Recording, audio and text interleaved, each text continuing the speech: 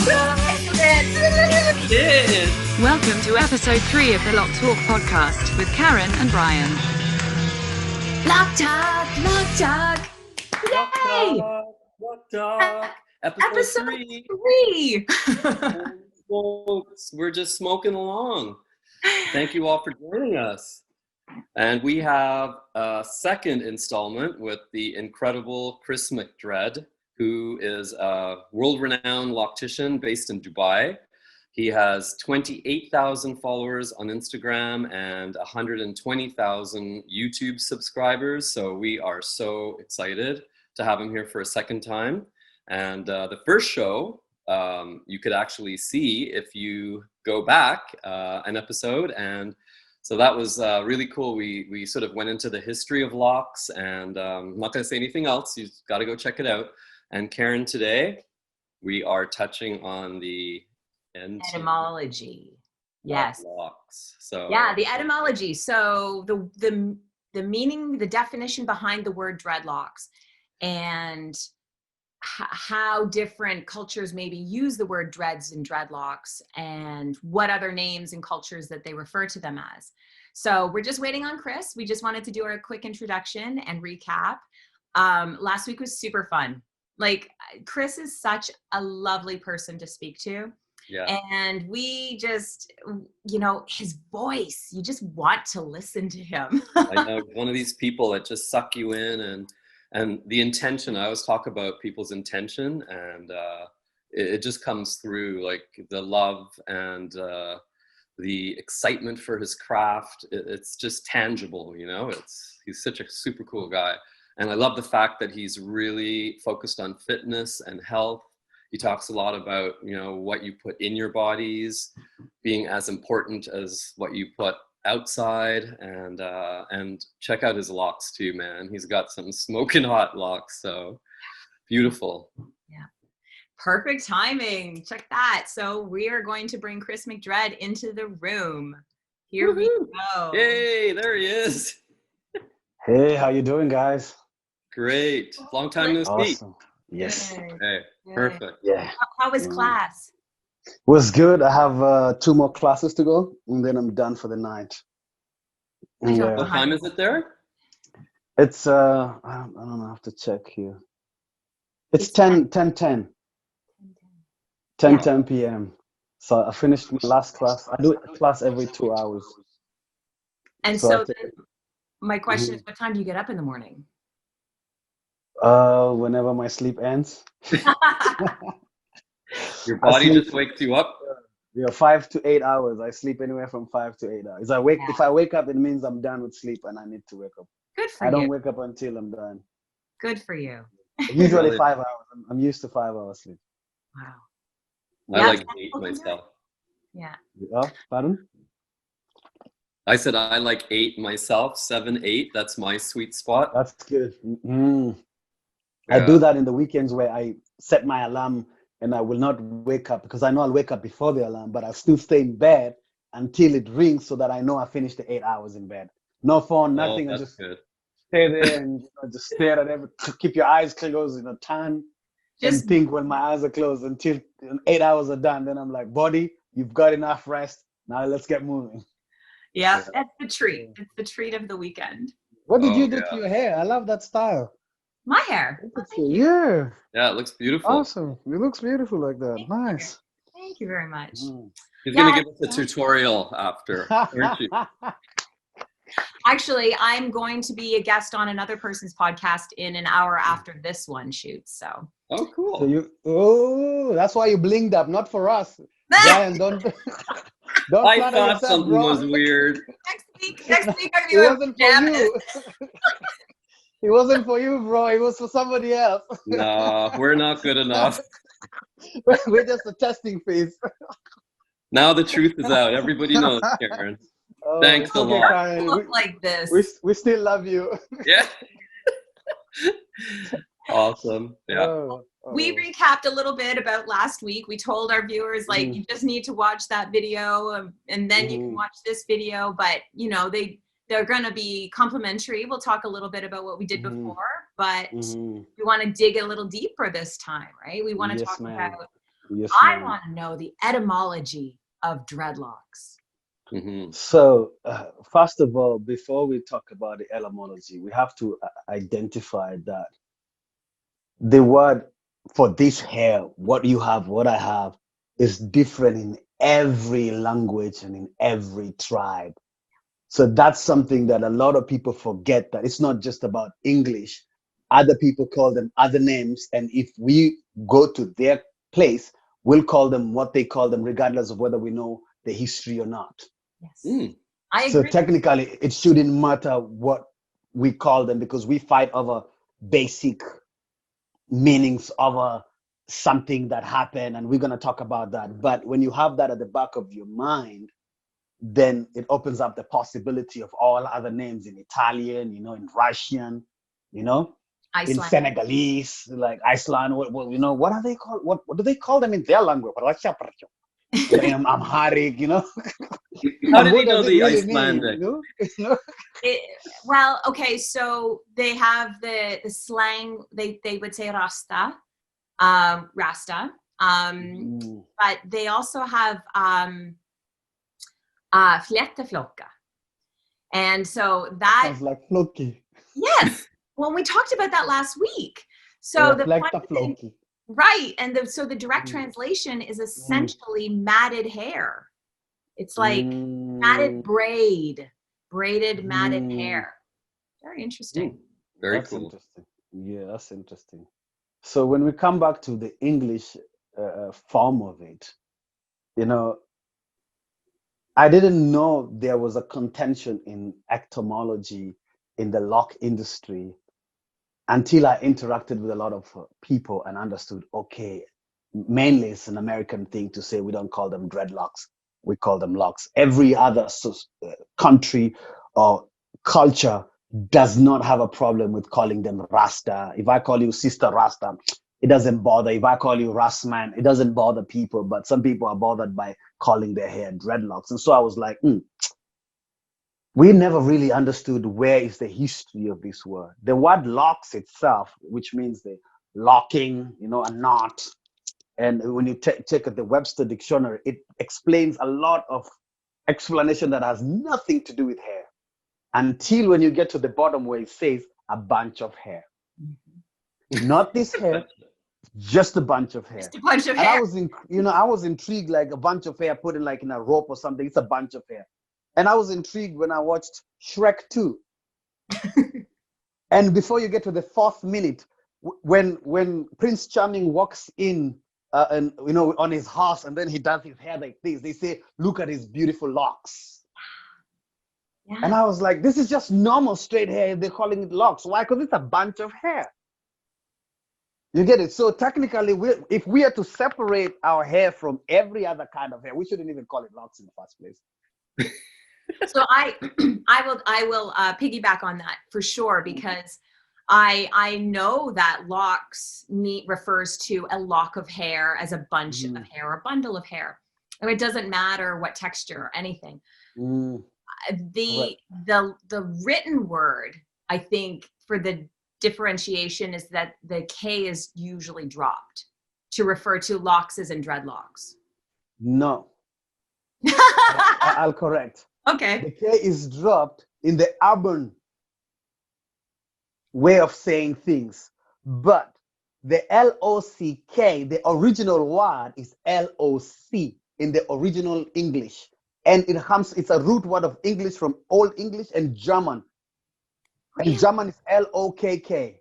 Yes, when you dig deep into it, you'll find L-O-C is the original word for lock. For a lock of hair. Yes, for a lock of hair. The original word is L-O-C, lock.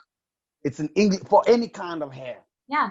So it can't be meaning, then again, it comes back, it's not this hair because it's any kind of hair. Yeah. That's the Old English. Okay. But now, why do we call it dreadlocks? I researched on the dreadlocks, and this is not a statement of truth. It's a statement of what I would call mythology. Why do I call it mythology or it's legendary? Because there's no written proof that actually what I'm about to say actually really happened, or you know what I mean? There is no definite proof that, okay, that's the guy we should ask that question. But it's a saga. Yes, it's okay. It's a sagas. Okay, this is what happens. Originally, I wanted to say something before I say that. The word dreadlocks. Okay, yes. The reason why most people don't want us to use the word dreadlocks is because it's associated with slavery. That the slave masters didn't like dreadlocks, and so they said they were dreadful. Now, I have a problem with that with two different reasons. Because, first of all, the slave master had a problem with everything that was hair, not just dreadlocks. Everything that was African was bad, not just in America or anywhere outside of Africa, even in Africa. Our school system, when I was growing up, we had to shave like we're in the military because that was the norm. Both men and women, boys and girls had to shave. That was the norm because that is what the colonial masters brought in, and that was what was enhanced by the government until today. Schools have to keep it shaved like that. So it wasn't about one style of hair, it was about all styles of hair. That was like, okay, if you have to keep people in confinement, whether it's Germans in the Nazi time, you have to make them all shave their hair.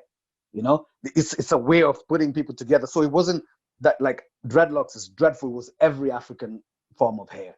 And to put the word dreadful with dreadlocks is a misunderstanding of English, because we're Homo sapiens, but we don't walk around saying there's nothing homo about me, yet we are still Homo sapiens.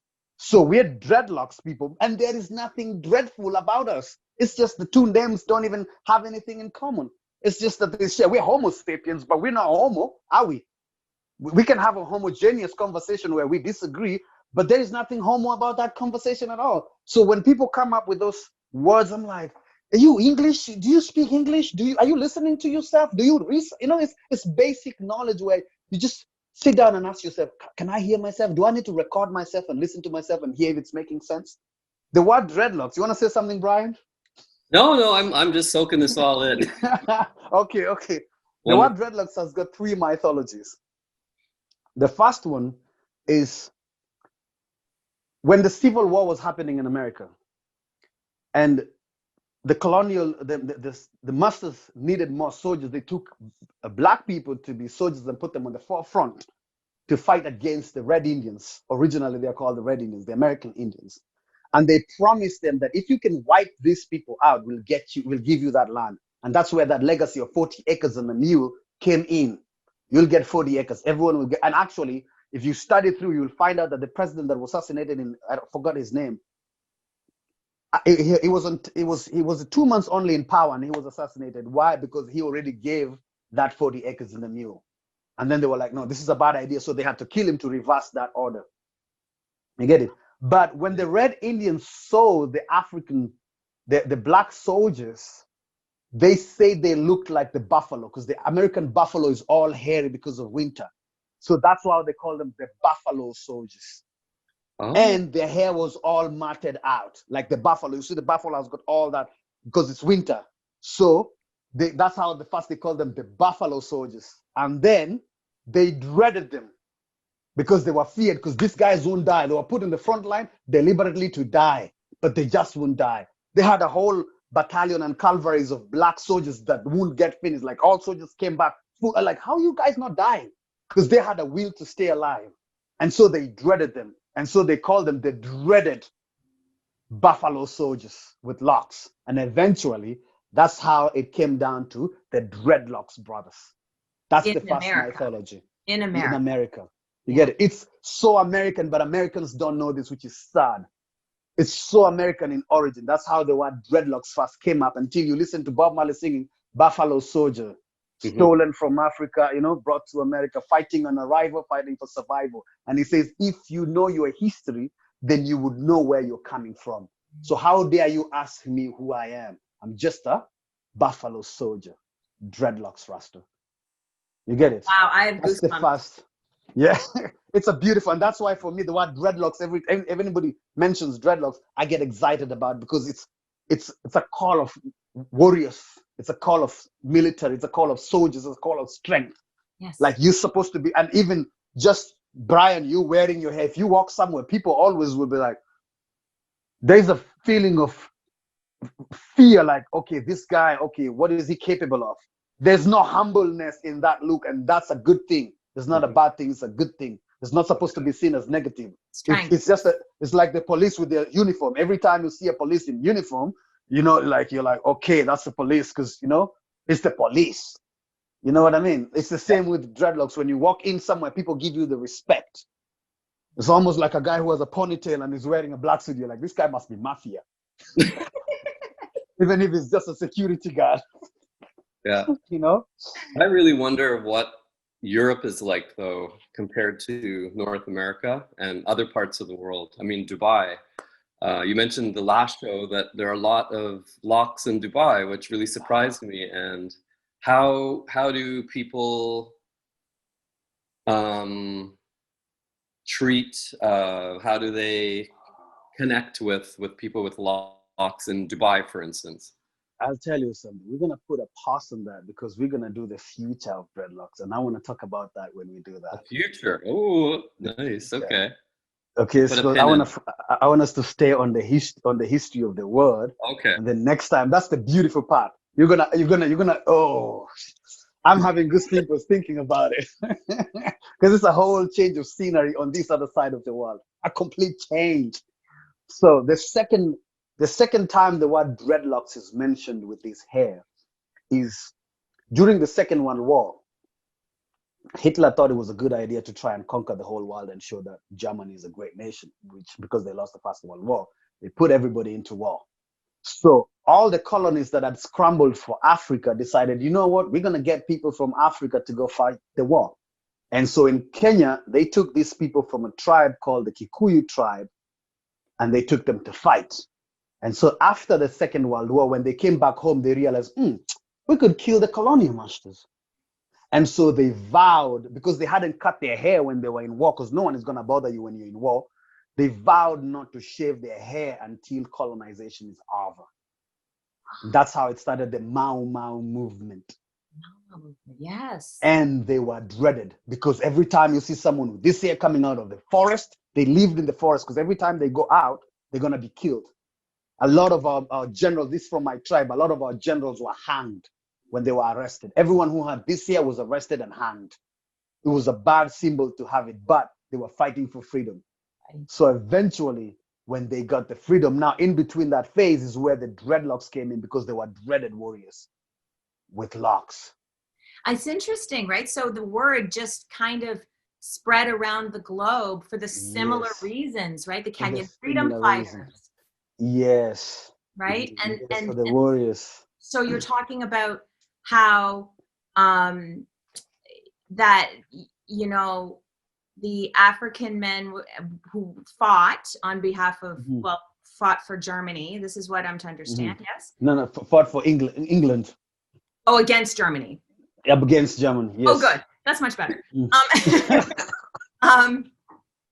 But realizing that, you know, to have that strength with the hair and a protest about the oppression and that you can't, you know what I mean? Like that fight, that drive, and that you can overcome the oppressor.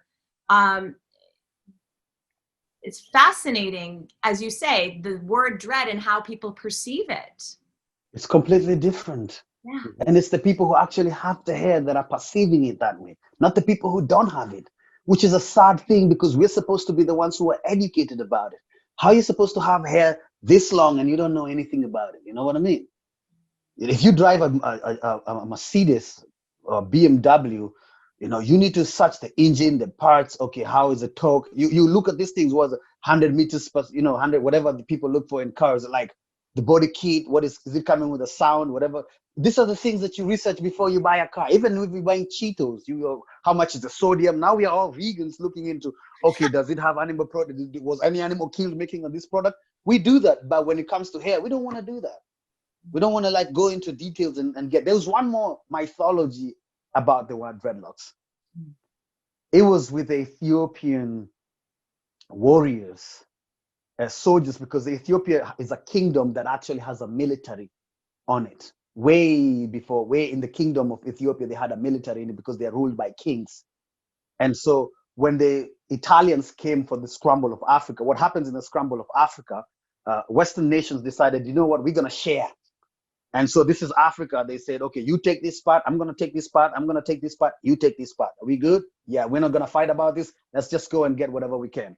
So Ethiopia was given to Italy, but Italy wouldn't get in. They just wouldn't get in because Ethiopia wouldn't let them get in.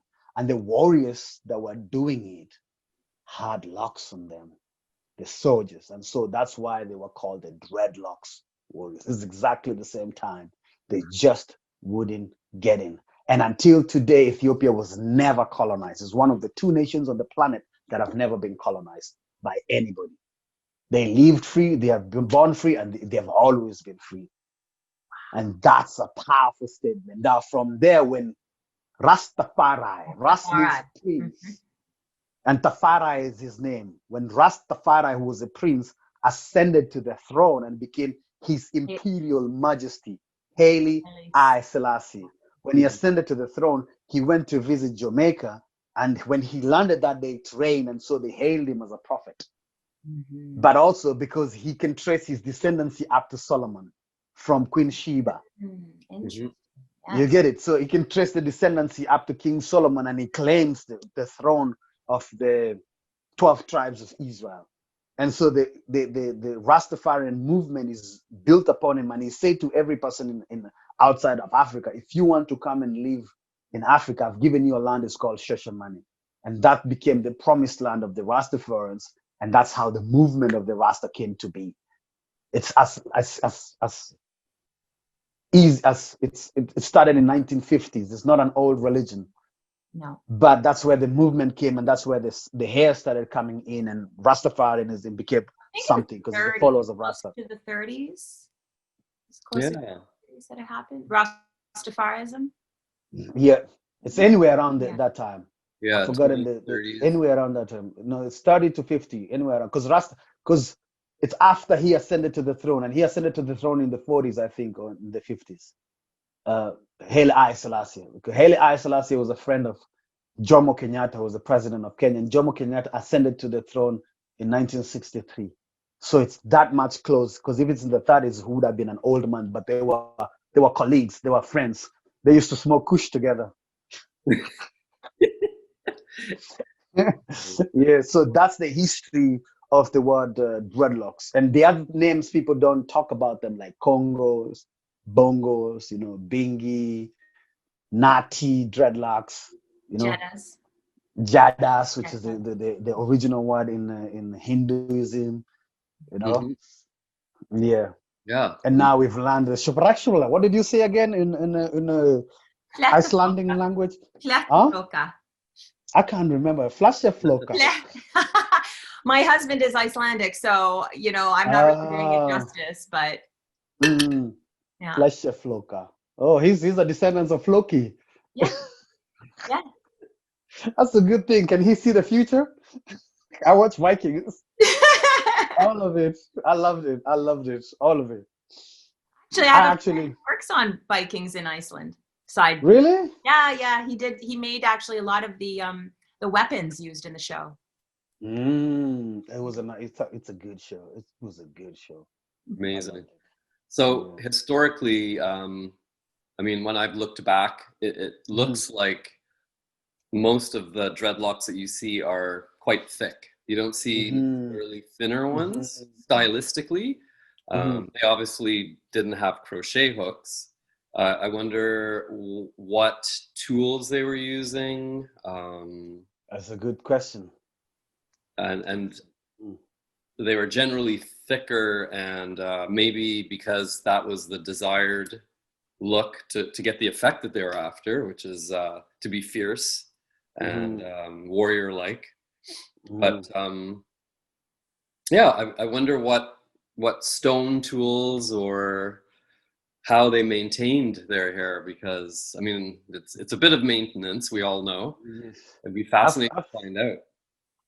I've seen a tribe, the Oromo tribe uses a stick to do their comb coils, which is beautiful to see. The Maasai do 2-strand twists. They have very thin. That's where 2 strands started from. They're thinner than sister locks. Where did they it do start? 2-strand twist from the Maasai tribe. Yeah, I've seen that. They do 2-strand twist, and they use clay, red ochre soil. Yeah. And And the interesting part is it's only a group of men that can have it, the warriors only. Once you become an elder, you cut it off, and you don't have to have it. You can wear a wig made out of sisal, and they put it up down here, and they wear a wig because it's for ceremonial purposes only. Mhm. So they color it and then they go. Are we And they going to go for talk the about ceremony. modern day in these parts of the world and whether they Yes. these traditions? Yeah. Yes. We'll talk about. You want us to talk about that now or in the next episode? It's up to you. Is there anything else that we can think about with regards to the With the word? words? No, not really. Basically, that's just about it in terms of the word, because the words in contention is usually locks and it's dreadlocks. People just have a problem with using. You choose to omit the A from dread. Mm-hmm. Do you have a reason for that? Yes, because my real name is not Kris McDred. This is an alias name. Is it? My name is Ngangakereyani. Oh, that's beautiful. No one can pronounce that in modern day, and no one can remember it. And so, Ngangakereyani. Nana Kerian.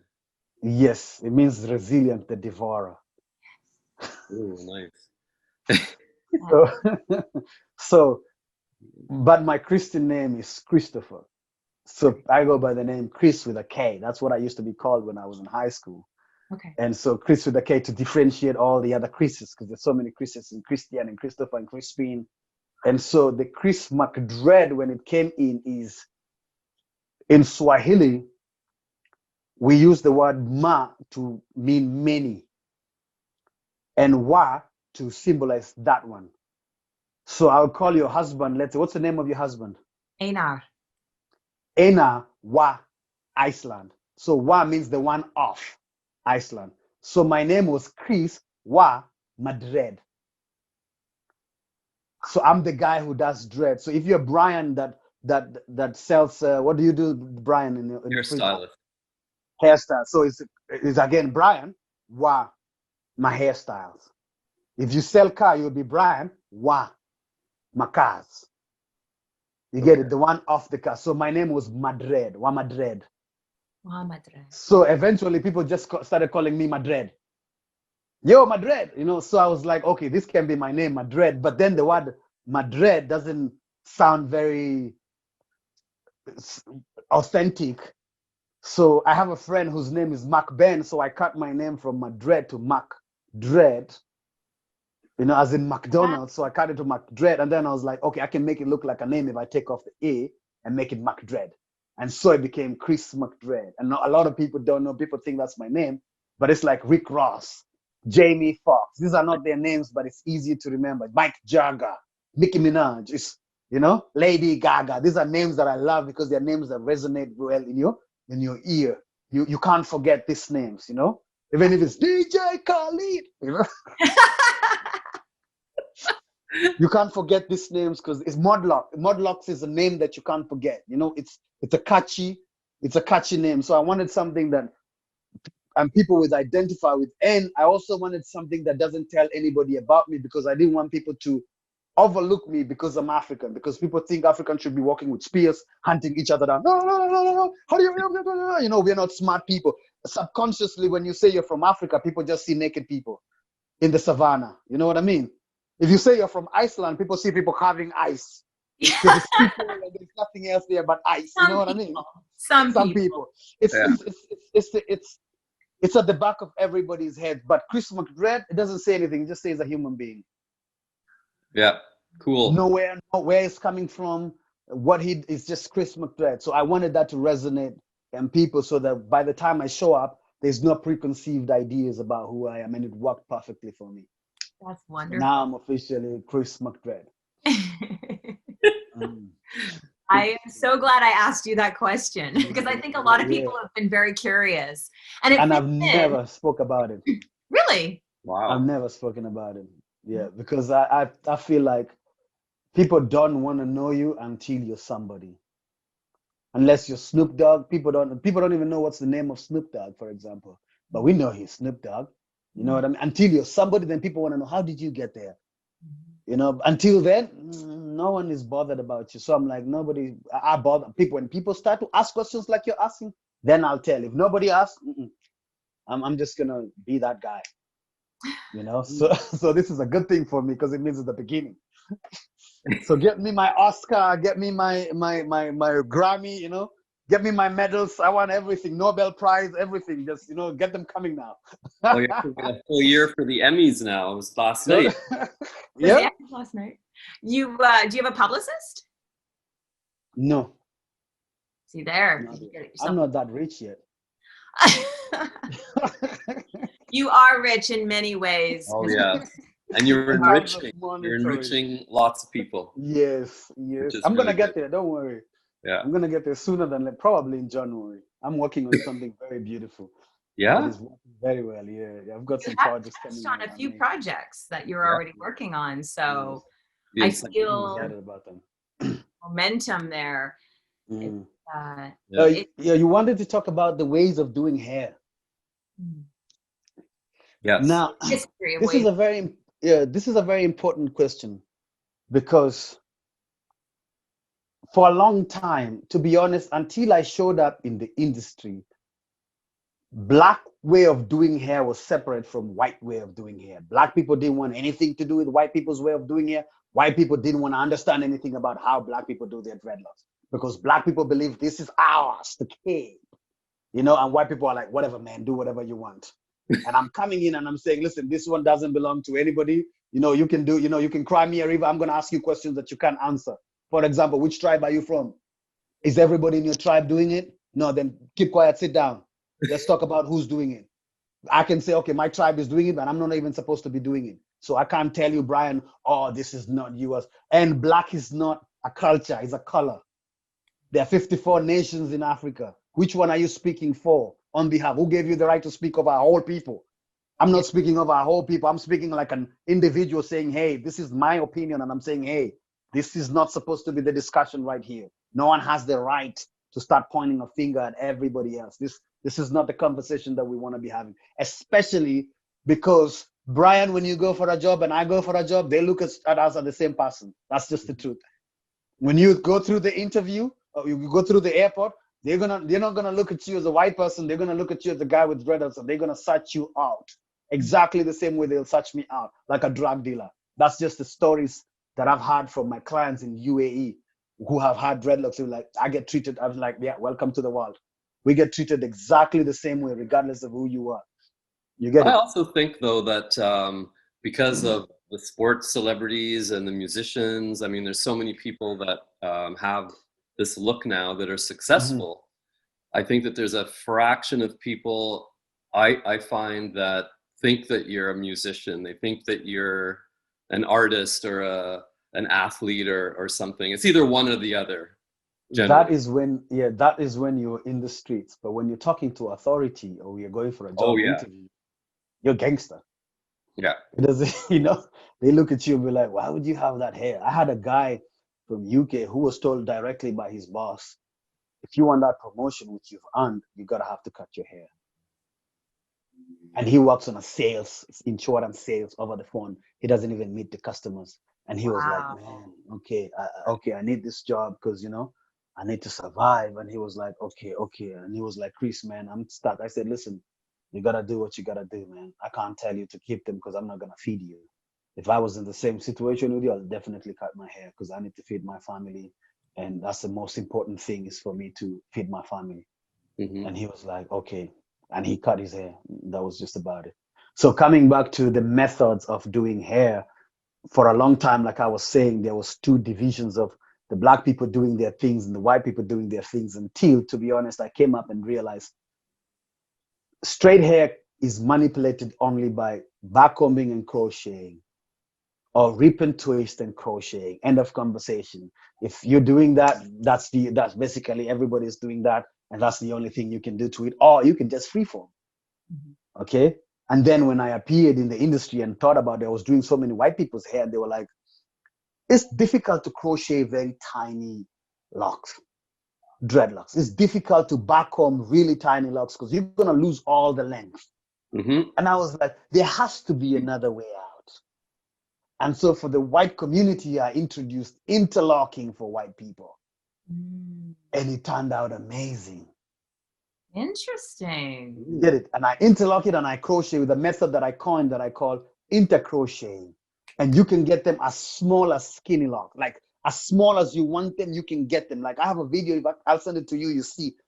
I'll send them to both of you, you see, you'll be like, no way. This guy's from UK, is like, no way you can do it. Like, yeah, you can do that. If you interlock it, you don't even need to crochet. Just interlock it and tell him to go and live his life. When he comes back, it will have marted and it will be all skinny, very skinny dreadlocks. And you don't lose the length. You don't lose the length. Most important, you don't lose the length. Cool. You get that skinny that you're looking for. So you don't have to go Congo.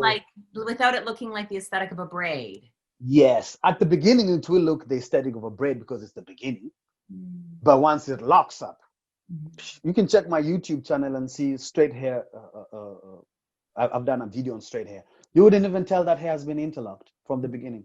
I couldn't. You wouldn't tell. You would not even tell. You would not even tell. Just go to my videos. You would not even tell it's been interlocked from the beginning. You only tell at the base that it's been interlocked because it looks like it. And it's a very easy way of maintenance because let's be honest, crocheting is very painful.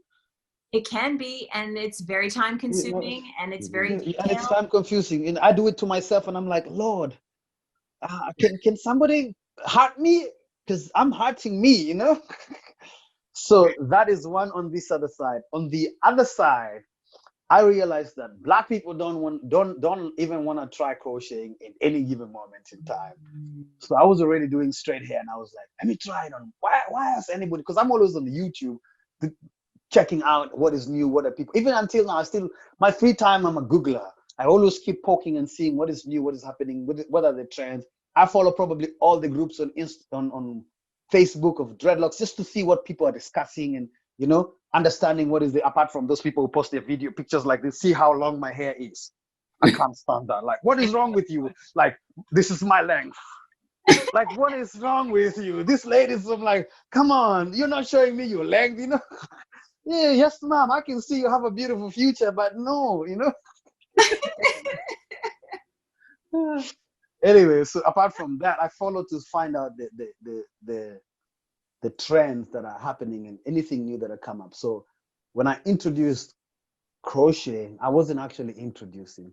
I thought everybody was doing it. I didn't think I was the only guy that was doing it. So when I put out a video in 2014, I'd already been doing it for 4 years. Almost 5 years, actually. 2010, I started crocheting.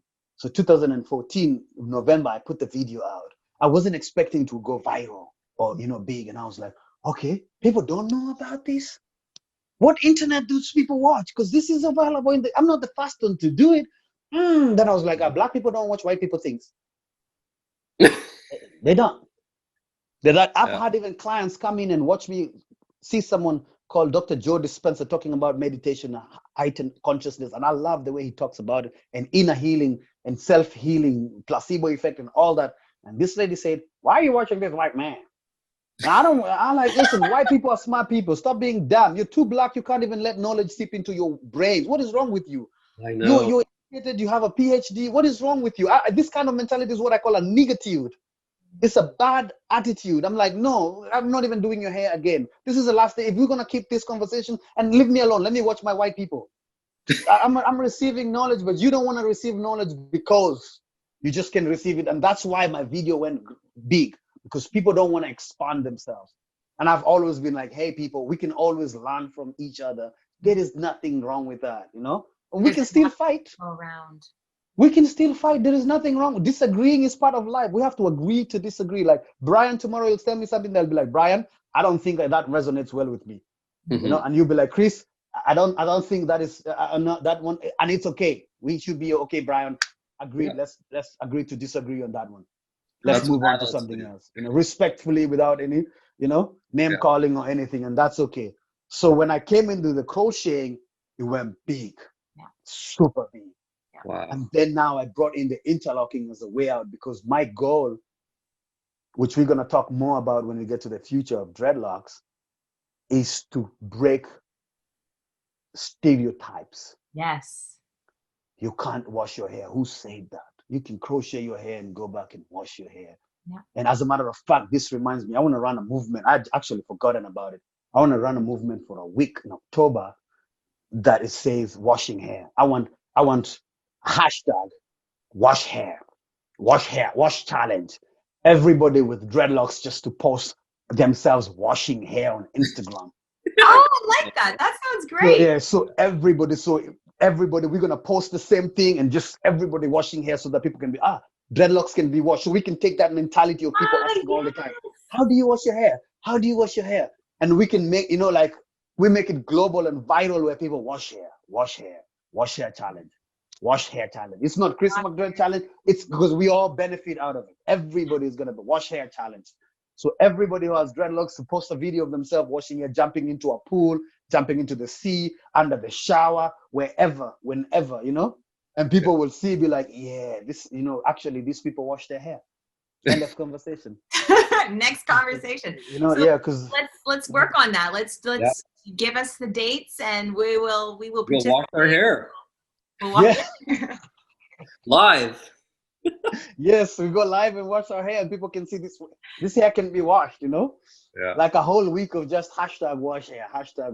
I thought about it and I was like, this would be a good move to get it done. Mhm. Actually, we're gonna get it done. So so interlocking allows you to wash your hair as often as possible. Comb coiling doesn't allow. These are the new methods of using, and there's new tools that have come in actually, but they're still very primitive in their design. I've seen a lot of good tools, but they haven't been tested enough because when you're looking for a tool, if I have a crochet tool, one, it has to give you good job than your hands can, and speed and less pain. So if I can give you something that you can get to a client's hair, like they have a lock, that tool will be like gold mine because everybody now can be a loctician. You know what I mean? And I've been working on, I won't lie to you, I've been working on that design for so long, but the needles just don't fit in properly because you have to think about pulling from the scalp. They have to be designed in a way that they are hooked. And I'm like, and now there's Corona, I can't travel to China because Chinese will do it for you, be easier. Chinese are willing to do anything, but I can't go to China now. But that's okay, so I have to, because it's divine timing and now is not the time, right? Yeah. Have so many projects on the go. This is how I live my life, right? I have all these ideas that I want to, and I want to implement, and then I'm like, okay, this is there's something here that needs to be put on hold, but it's still there. So now it's going to be wash hair. Right about that. Wash hair. Yes. I love that. Yes. Yeah. And you were talking earlier, Kris, about the black versus white sort of tension. And when Karen and I met and we developed noggin oil, that was part of it for us, like a white person and a black person and coming together for the love of Locs and for the health of Locs and to promote it.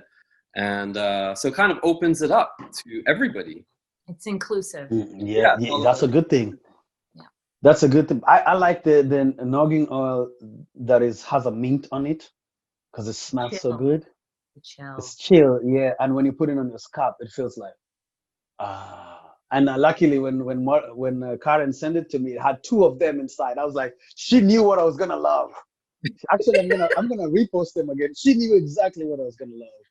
Oh, they're so good. I love that kit. I still have it. I still have that pouch with me. I love that kit so much. Good. It has so many goodies inside. I'm gonna repost it again and see how it goes.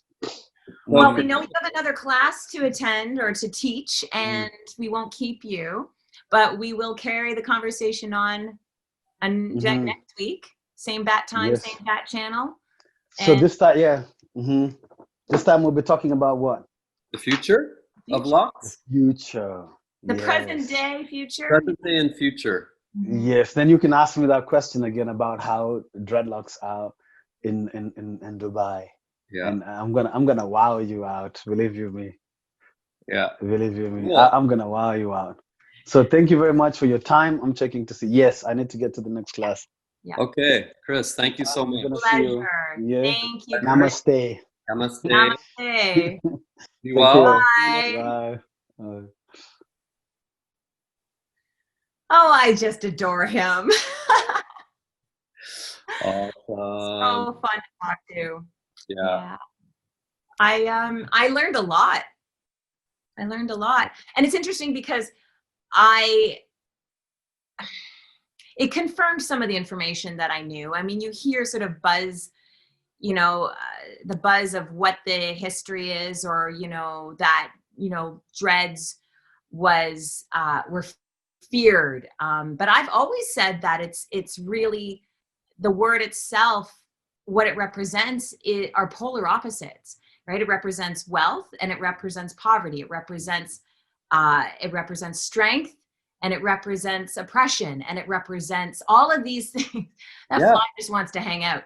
But I resonate with so much of what he says, and I just love it. It actually made me want to do more research and find out some more details about the history. So I'm going to definitely do that.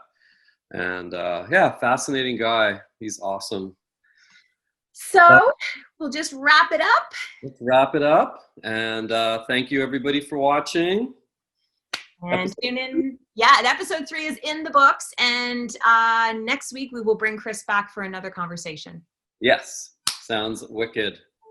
Have a great week, everybody. Bye. Loc Talk. Loc Talk. Thank you for listening to another episode of Loc Talk with Karen and Brian, with special guest Kris McDred.